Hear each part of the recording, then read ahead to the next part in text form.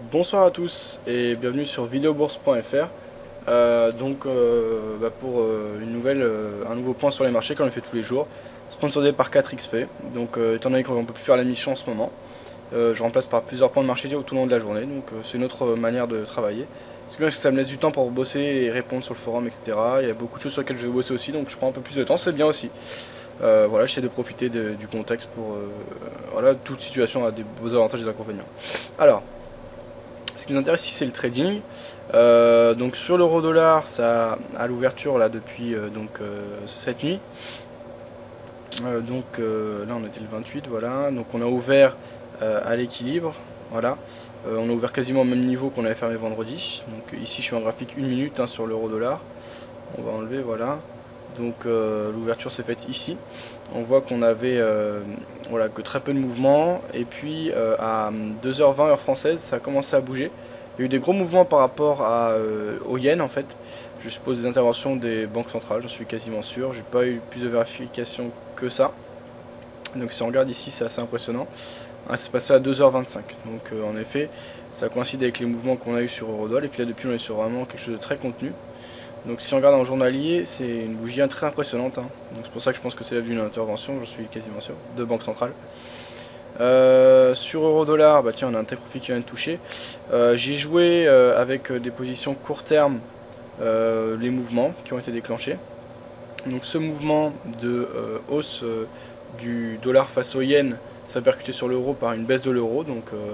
Le dollar a monté face à l'ensemble des actifs, en tout cas face à l'euro, il a suivi le même mouvement que sur le yen. C'est bien un mouvement qui est impulsé par la décision japonaise. Et je vais essayer de profiter de ce mouvement, c'est assez intéressant à suivre. Là désormais ça se calme vraiment.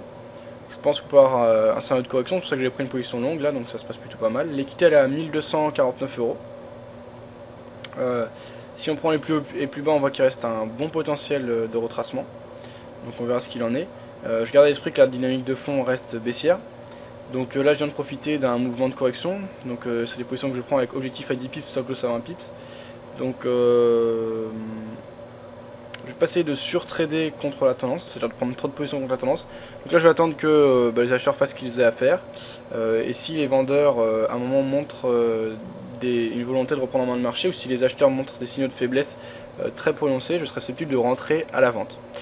Je garde à l'esprit que bon, voilà, on a eu une intervention, ça y est c'est fait, maintenant c'est passé. On n'attend pas de nouvelles particulières, on n'est pas sur des heures spécialement volatiles.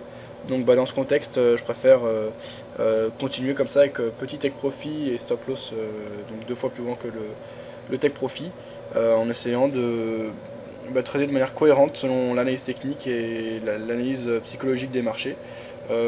Moi personnellement je suis plus à l'aise avec l'analyse technique quand on a des horaires moins volatiles, quand on a des horaires avec des publications de nouvelles ou voilà, des choses volatiles avec des gros mouvements, etc.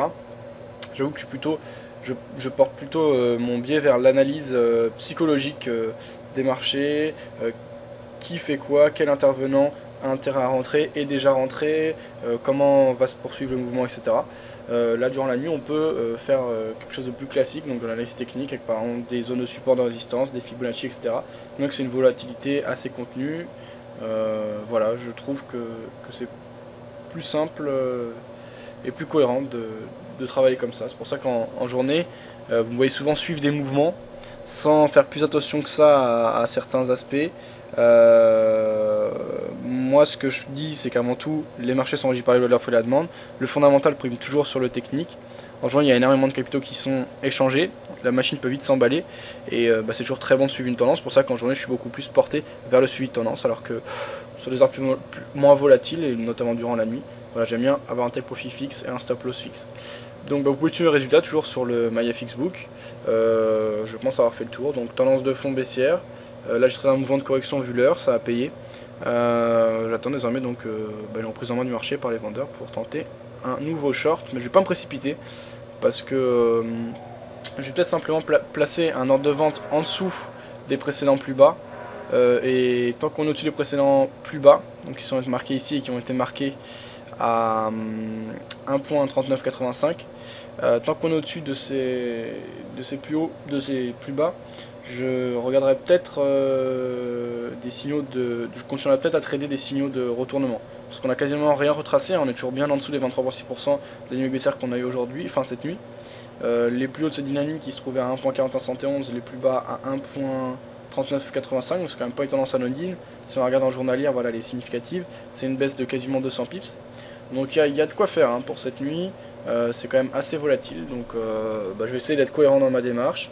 Je repère les précédents plus bas, là ça ne m'étonnerait pas qu'on ait une phase de correction, donc j'essaie de profiter d'une reprise en main du marché par les vendeurs, et si le mouvement s'essouffle, je prendrai un autre long, tant qu'on est au-dessus des précédents plus bas. En revanche, dès maintenant, pardon, je disais oui, je vais placer un ordre en attente sous les précédents plus bas, donc à 1.3985. Voilà, bonne soirée à tous, à tout à l'heure.